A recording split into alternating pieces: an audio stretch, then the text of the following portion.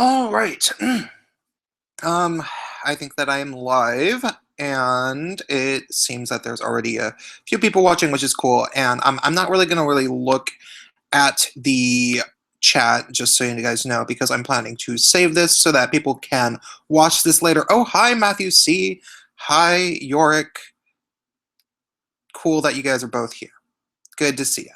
So I just uncovered today something very, very interesting to me, and I wanted to make a video about it, but I realized that the video wouldn't be particularly long, and in order for me to make it long, I would have to really process this data, because it applies to so many things that I have said on my channel for so fucking long. You know, like people back in 2012, all my friends are like, Prince, why do you talk so much about racism? I mean, blah, blah, blah. And I'm like, because everybody I know who's at all into that, like all my black friends who are in, especially the ones in university, are all of a sudden talking about racism all the fucking time. I don't know. And then in 2015, everybody's like, Prince, why are you talking about feminism so much? And I'm like, because all the fucking feminist type people, you know, all the lesbians and all the people I knew who might have been feminist, all of a sudden were like, meh, meh, meh, feminism, meh, meh, meh, you know, this identity politics, social justice warrior, blah, blah, blah, blah, blah. I was seeing the signs in culture because I know so many of the people that were most susceptible to this. And I saw this, and I have known people that were activists, and I knew that there was a change right around 2012. And if you guys are familiar with my channel at all, if you're at all familiar with my channel, you have undoubtedly heard me talk about a few little conspiracy theories having to do with the Democratic Party trying to put Hillary Clinton into office in 2017, which I like to think that they did by, there was at least some sort of coordinated effort to push what I refer to as fourth wave intersectional feminism onto the masses.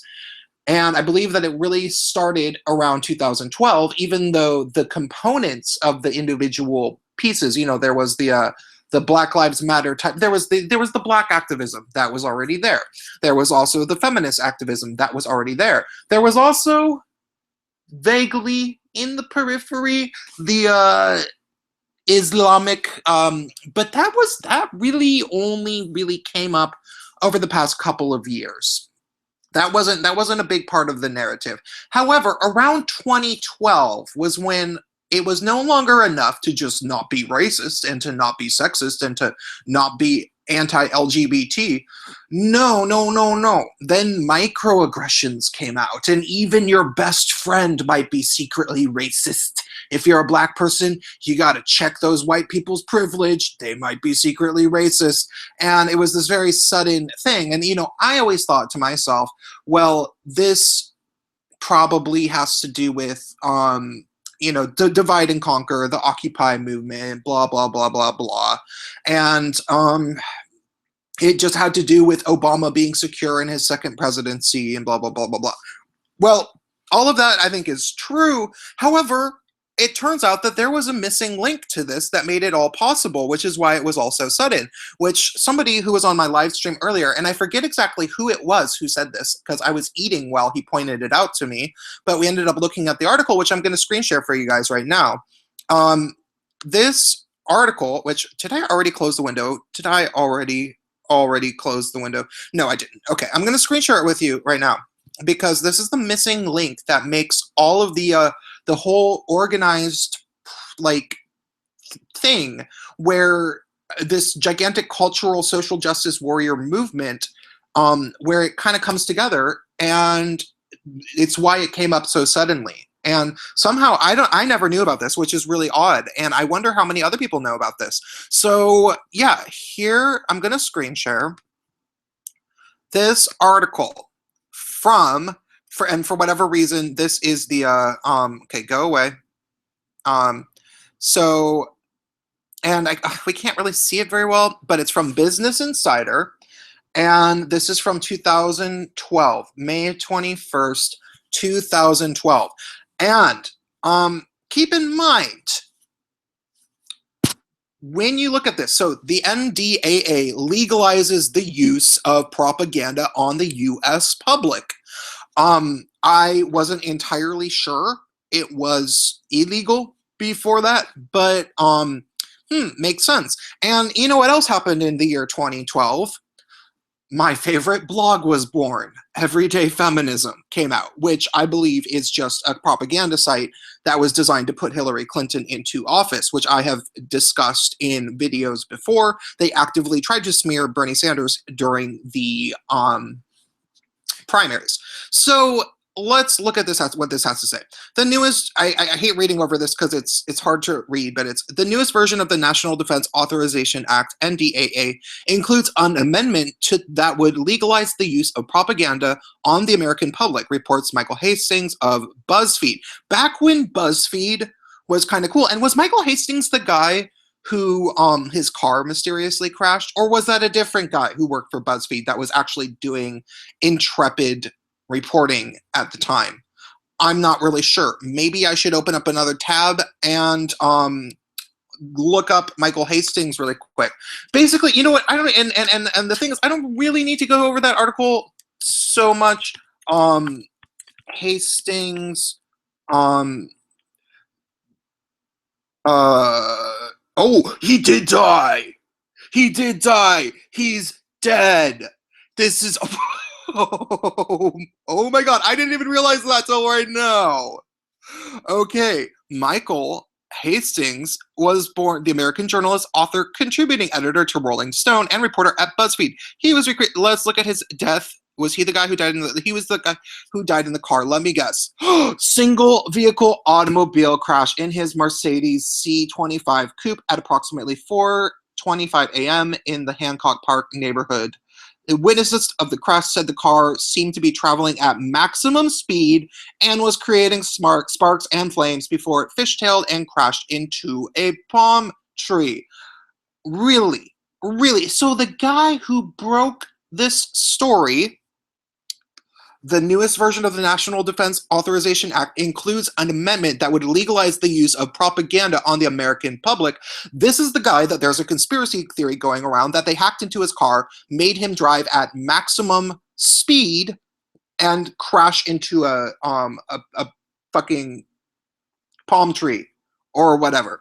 So there's this controversy, as we can see down here, blah, blah, blah, blah, blah. What this means, you guys, is that in around 2012, they made it legal for the US government to blatantly pay off people to peddle their agenda, which is why there was this very sudden shift where all of the sudden everybody was racist, everybody was sexist, everybody was transphobic, and you need to point that all out. Absolutely everywhere. And there was social media smear campaigns, and everybody in universities like changed. Like everybody I knew who was going to university got like brainwashed in this indoctrination. And this is also a period where adjunct professors were desperately afraid for their jobs. They were afraid of their students, and the administration, the budget for the administration was majorly high, and it was like the universities were being held hostage by the administrations. So all of this happened because it became legal for it to happen. And when somebody tried to report on it, he mysteriously died in a controversial death. So, yeah, thank God Hillary Clinton didn't actually get into office like they tried, because this would have been a little bit worse. People are talking about Trump and his selling the browser history to everybody. And yeah, you know, that sounds on like it could be shitty. Like it's become illegal to or legal to share to buy somebody's browser history. However, the US government already had the ability to do that. And also, do you know who else had the ability to do that? A hacker had the ability to do that. So if somebody was good enough at hacking, or if you were in the CIA, you could just grab somebody's browser history. Anyway, people were already doing that. So now it just goes to the highest bidder. which that's not great. However, that makes anybody subject to that. Anybody could buy the browser history of any person, which means that there is universal transparency, which means more glass houses, hopefully less stones thrown. That's what I'm thinking. I mean, you have to look for the silver lining. This is not necessarily we are definitely screwed. Now, will net neutrality be maintained? I don't know. I don't know. And it is weird to know that theoretically, if the Trump administration wanted to, they could use blatant propaganda in the way that the Democratic Party definitely did do in the form of fourth wave intersectional feminism. I mean, okay, so the NDAA legalizes the use of propaganda on the US public in 2012. If you have not put the pieces together yet, if you have not watched enough of my videos, because I talk about this, you know, all these pieces. It's one of the things I love to talk about. And in particular, the one that you should watch is probably the one called How Clinton Incorporated Created the Monster That Is Trump's America in 8 Steps. I believe that's what it's called, and it's about a 20-minute video, or maybe 15. Pretty long video, you know, for mine, because, you know, I don't make always videos that are longer than about 10 or 12 minutes, but it's a good 15, 17, 20 minutes. So catch up on this video and think about this, because I didn't include this piece of it. They made it so that they could use propaganda on the American citizens, and that's where this incredible cognitive dissonance and push of insane cultural relativism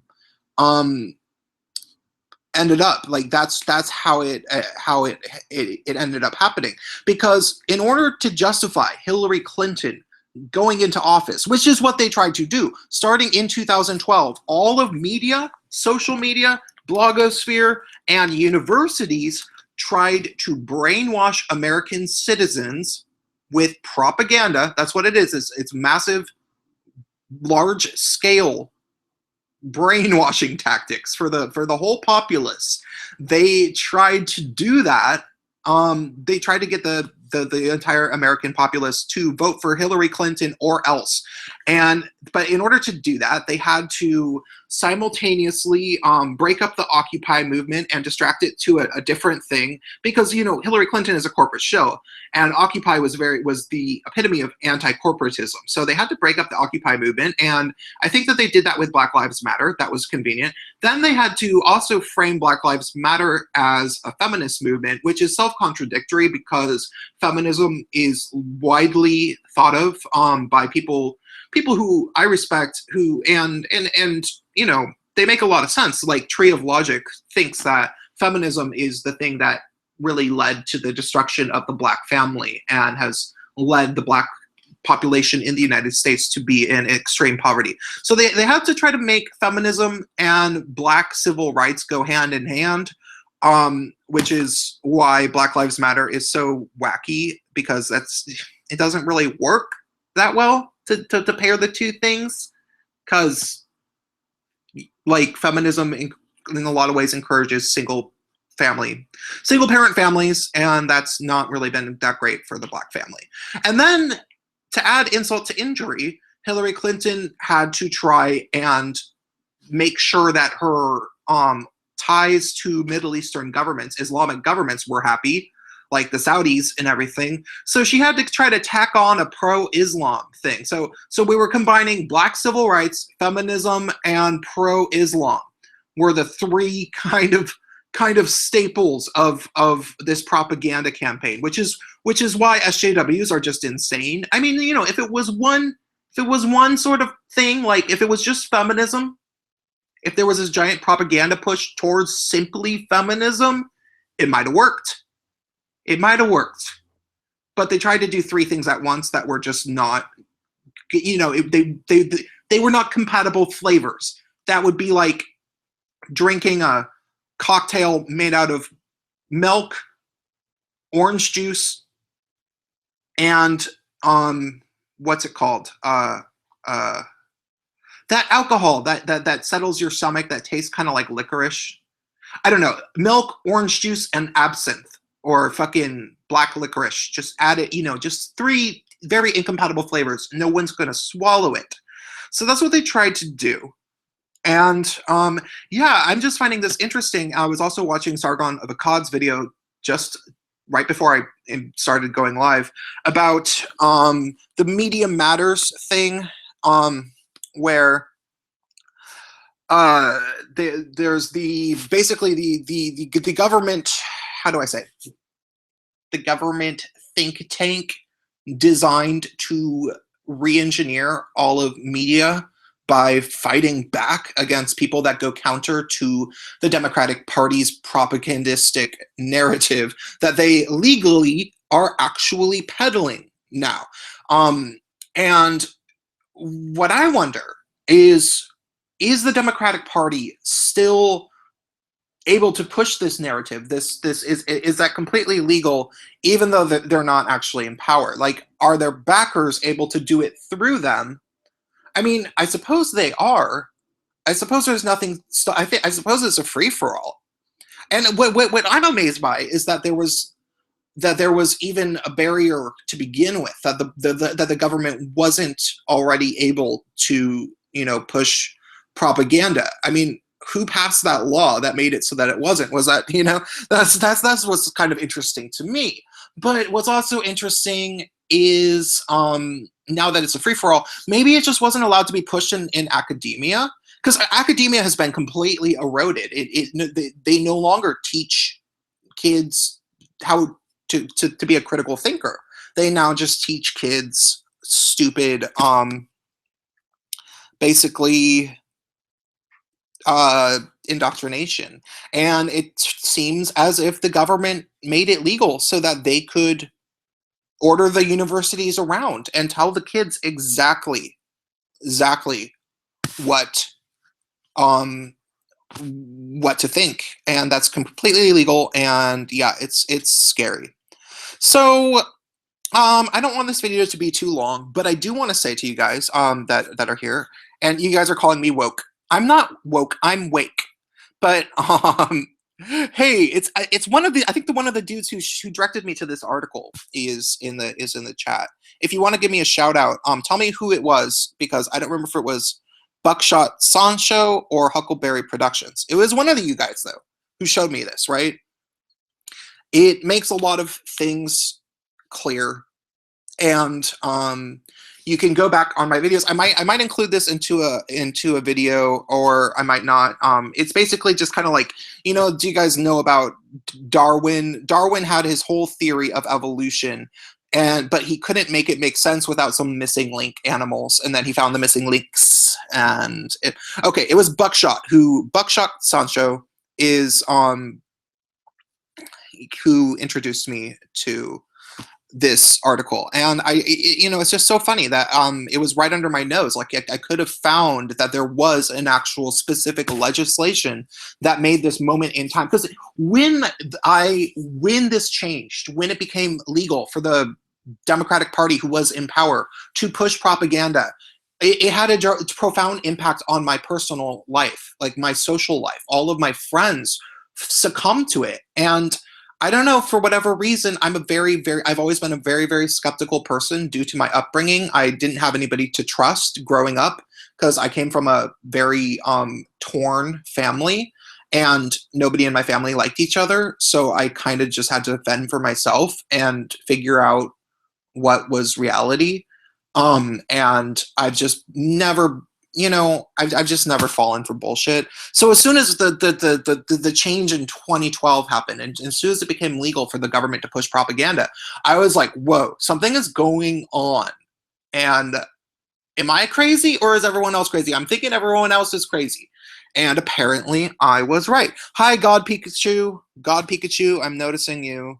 So you guys, I'm going to stop doing this stream because I've said everything I really want to say, and I want people to be able to watch this later.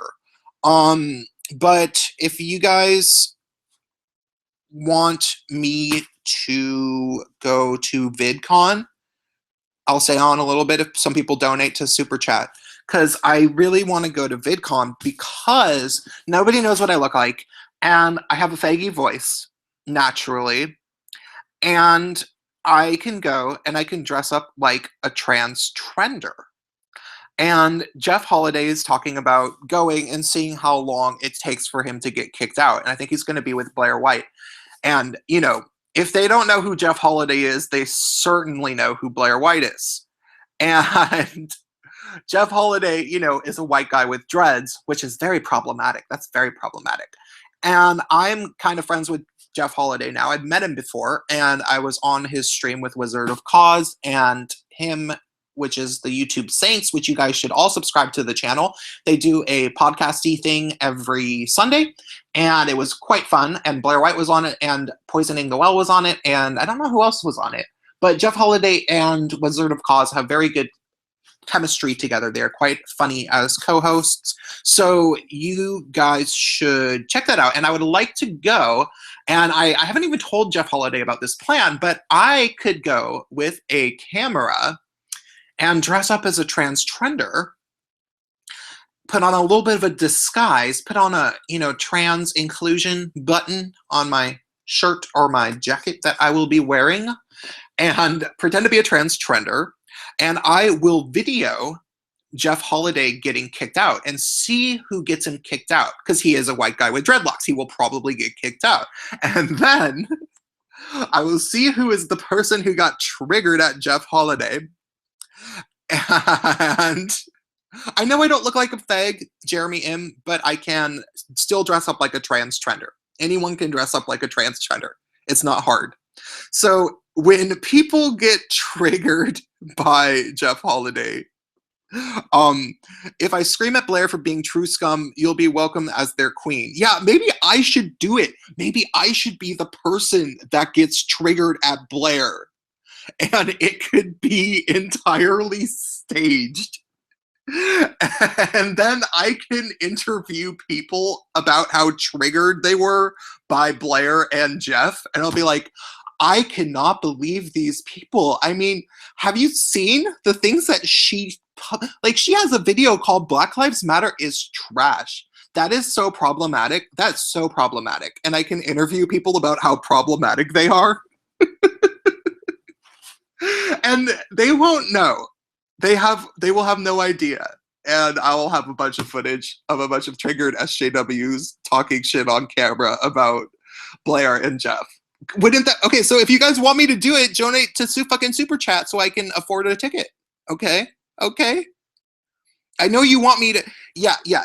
I know you want me to do it. Money talks. You can also donate on Patreon. I haven't even sipped my beer yet. So, okay, so you guys, I'm gonna wait for a second for you guys to potentially donate some money while I drink some beer.